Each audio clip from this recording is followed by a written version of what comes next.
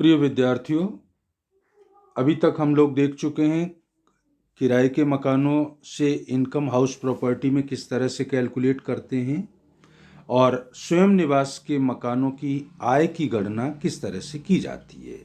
आज जो पॉइंट्स हम लोग डिस्कस करने जा रहे हैं, recovery of unrealised rent and arrears of rent.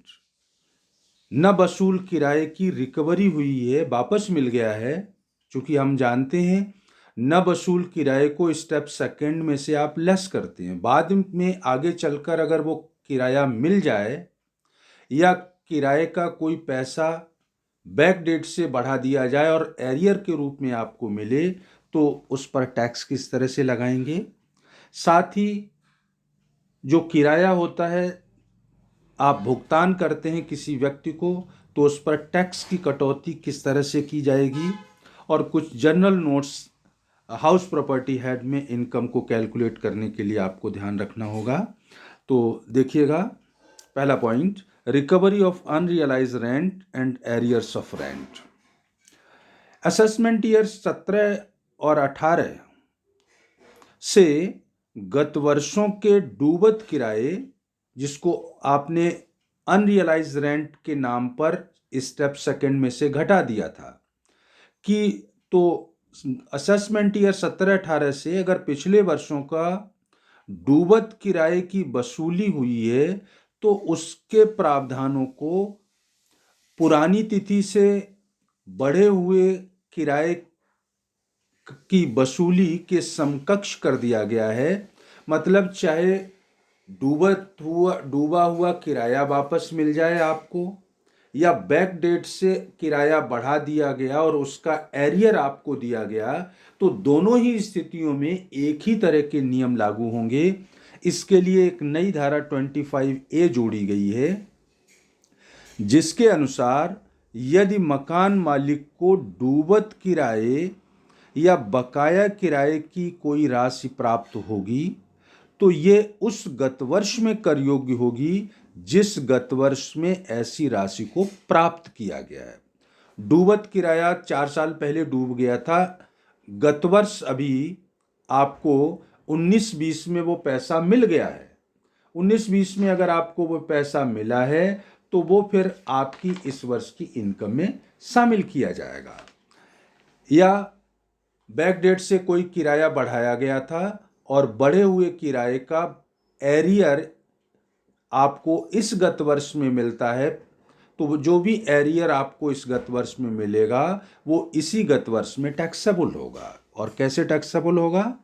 Taxable amount is equal to unrealised rent और एरियर्स ऑफ रेंट रिसीव्ड। जितना भी न वसूल किराया या बकाया किराया प्राप्त हुआ है, उसमें से सिर्फ आपको करना यह है कि 30% स्टैंडर्ड डिडक्शन घटा दूंगा, बैलेंस जो भी होगा वो आपकी इनकम में एज इट इज जुड़ जाएगा।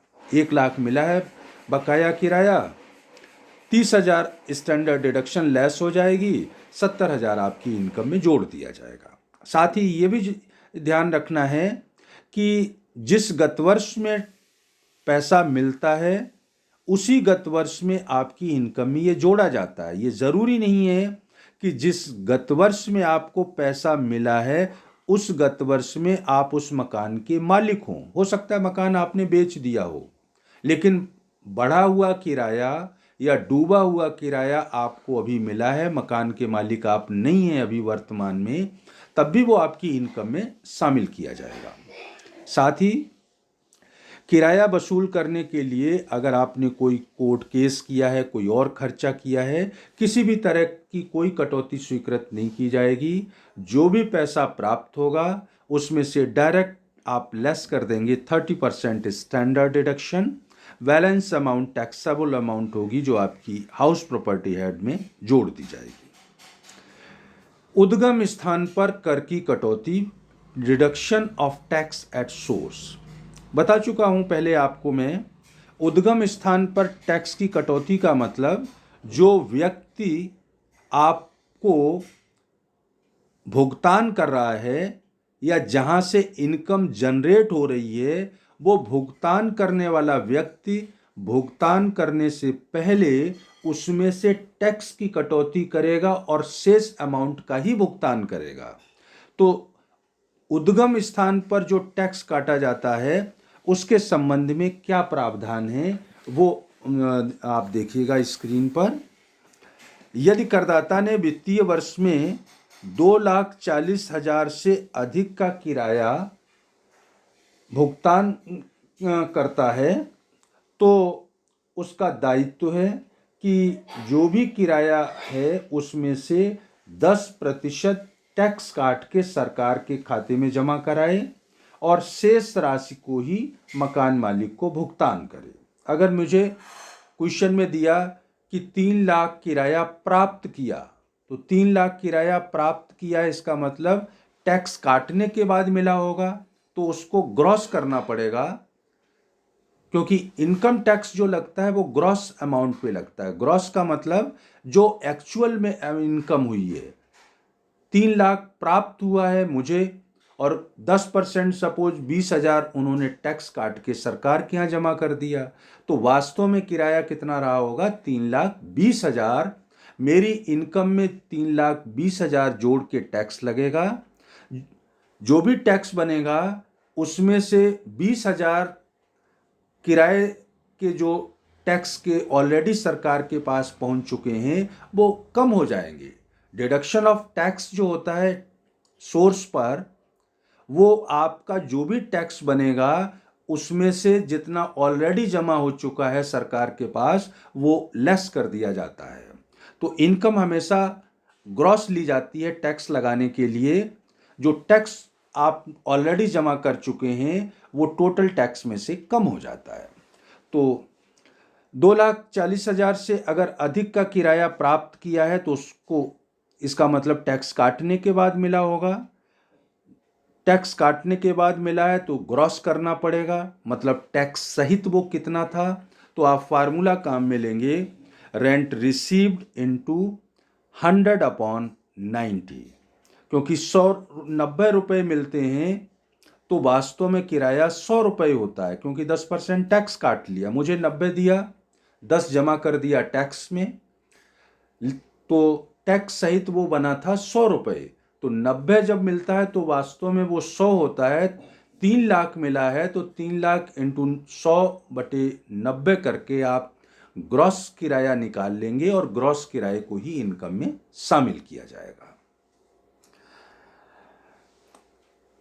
अब जो टैक्स काटने की जिम्मेदारी है उस या टैक्स की कटौती होती है उसके बारे में क्या प्रोविज़न है?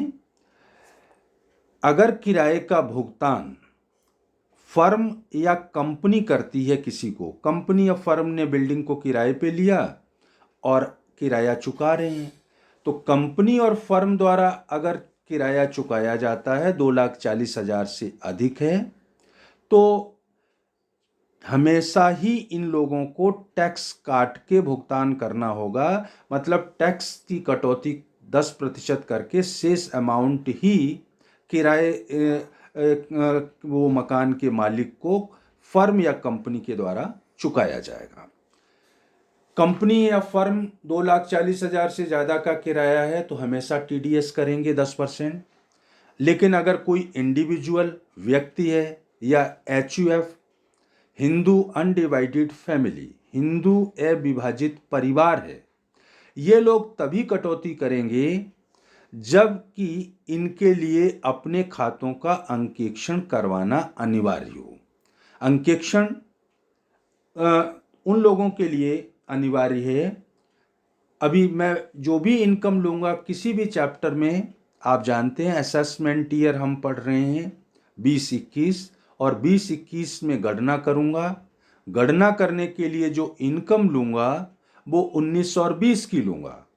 तो उन लोगों के लिए इस गत वर्ष में अंकेक्षण कराना अनिवार्य होगा जिनकी पिछले गत वर्ष मीन्स 18-19 में बिक्री 1 करोड़ से अधिक हुई हो, या जिनकी पेशे से सकल प्राप्तियां, डॉक्टर, प्रोफेशनल, चार्टर्ड अकाउंटेंट हैं, पेशेवर व्यक्ति हैं, तो उनकी पेशे से प्राप्तियां 50 लाख से अधिक हैं जिनकी, या जिनकी बिक्री पिछले गत वर्ष में 1 करोड़ से अधिक है, उनको अपने खातों की ऑडिट कराना जरूरी होता है।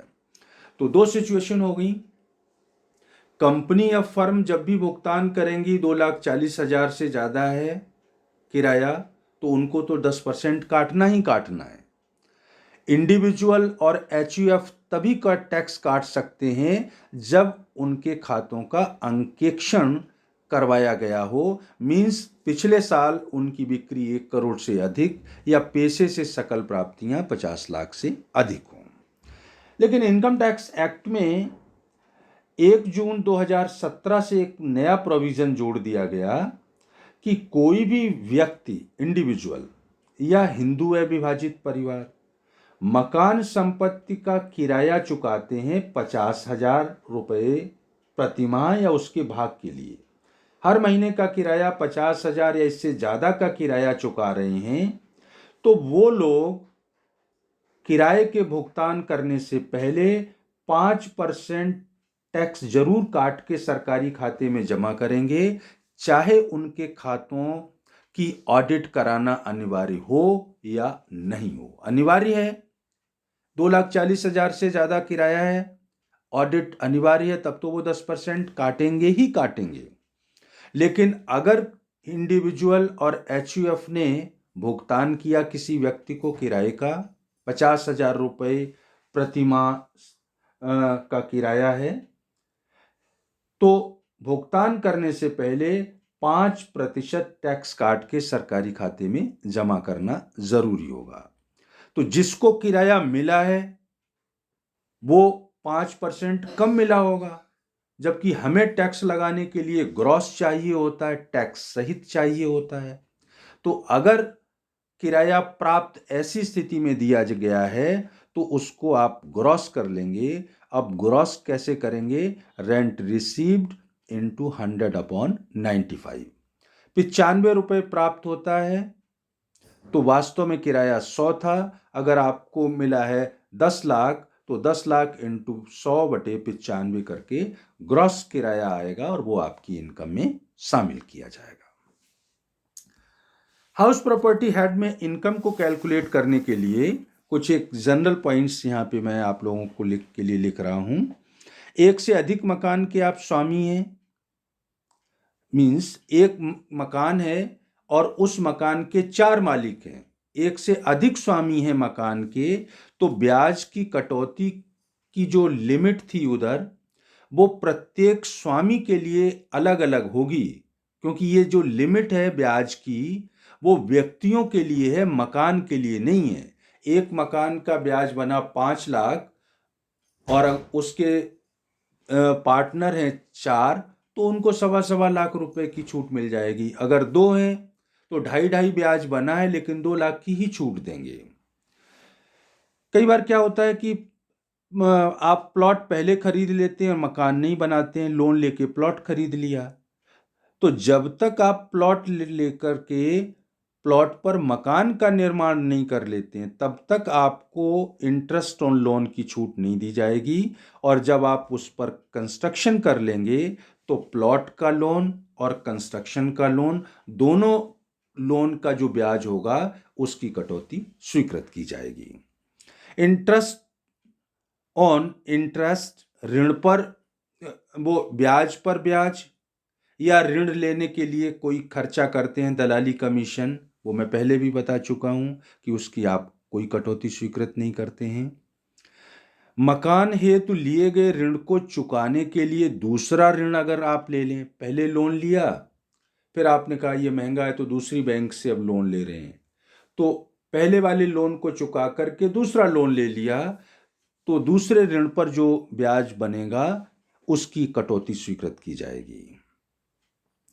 मानी गई मकान संपत्ति, क्योंकि स्टार्टिंग में जब फर्स्ट लेक्चर दिया था मैंने, कंडीशन ये थी हाउस प्रॉपर्टी हेड में उन मकान और उनसे लगी जमीन के वार्षिक मूल्य पे टैक्स लगेगा जिनके आप मालिक हों।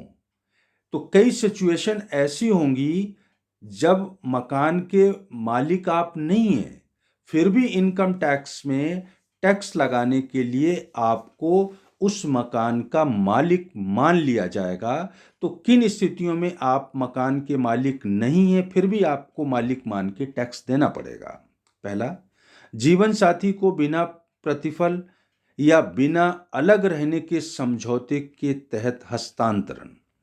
पति पत्नी आपस में एक दूसरे को मकान ट्रांसफर कर दें, रजिस्ट्री करा दें, या अलग अलग रहने का मीन्स तलाक नहीं हुआ है और फिर भी मकान एक ने दूसरे को, एक्स ने बाई को या बाई ने एक्स को ट्रांसफर कर दिया, तो जिसका जो ओरिजिनल मालिक होगा वो मकान उसी की इनकम में उसकी इनकम मकान की उसी में शामिल करेंगे। हस्बैंड ने वाइफ को ट्रांसफर कर दिया, किराया बेशक वाइफ को मिले लेकिन इनकम हस्बैंड की मानी जाएगी और उसकी इनकम में जोड़ के टैक्स लगाऊंगा। या अवयस्क पुत्र या पुत्री को बिना पर्याप्त प्रतिफल के हस्तांतरण। पुत्र या पुत्री माइनर हैं, वयस्क नहीं हुए हैं और बिना पर्याप्त पैसे के उनके नाम मकान या प्रॉपर्टी ट्रांसफर कर दी, तो उस प्रॉपर्टी की इनकम आपकी ही इनकम में शामिल की जाएगी। यदि वो अविभाज्य संपत्ति का धारक है, हिंदू अविभाजित परिवार में कुछ संपत्तियां ऐसी होती हैं जो किसी रीति रिवाज या परंपरा की वजह से सदस्यों में बांटी नहीं जाती हैं, उनको बोलते हैं अविभाज्य संपदा, इम्पार्टेबल स्टेट। तो ऐसी संपत्ति में हिस्सा तो सभी का होता है लेकिन वो संपत्ति रहती किसी एक व्यक्ति के पास है क्योंकि बंटवारा नहीं हुआ है। तो अब उस पर टैक्स कैसे लगे? तो नियम ये है कि जिस व्यक्ति के पास वो संपत्ति मौजूद होगी, जो उसका धारक होगा, उस संपत्ति की इनकम को उसी व्यक्ति की इनकम में जोड़ दिया जाएगा। सहकारी समिति, कोऑपरेटिव सोसाइटी, हाउसिंग बोर्ड या किसी विकास प्राधिकरण से आवंटित या पट्टे पर कोई मकान मिला है, तो किस्तों में मिला हो या लीज पर मिला हो, तो ऐसी स्थितियों में टैक्स के पॉइंट ऑफ व्यू से आप उस मकान के मालिक माने जाते हैं और उसकी इनकम आपकी इनकम में शामिल की जाएगी। यदि कोई मकान 12 वर्ष या अधिक अवधि के लिए पट्टे पर प्राप्त किया जाए तो पट्टा प्राप्त करने वाला व्यक्ति ही उस व्यक्ति संपत्ति का मालिक माना जाएगा और उस संपत्ति की इनकम को उसी व्यक्ति की इनकम में जोड़ा जाएगा। तो इस तरह से हाउस प्रॉपर्टी हेड में इनकम मकान संपत्ति की निकालने से संबंधित जो भी थ्योरेटिकल पोर्शन था, जो भी रूल्स थे इनकम टैक्स एक्ट के, उनको मैंने आप लोगों से डिस्कस कर लिया है। इसके बाद अब 1-2 लेक्चर में मैं न्यूमेरिकल क्वेश्चन लेकर के जो भी प्रोविजंस हमने पढ़े हैं हाउस प्रॉपर्टी हेड में, उनको एग्जाम्पल क्वेश्चंस के माध्यम से समझने का प्रयास करेंगे। आज के लिए इतना ही। Thank you.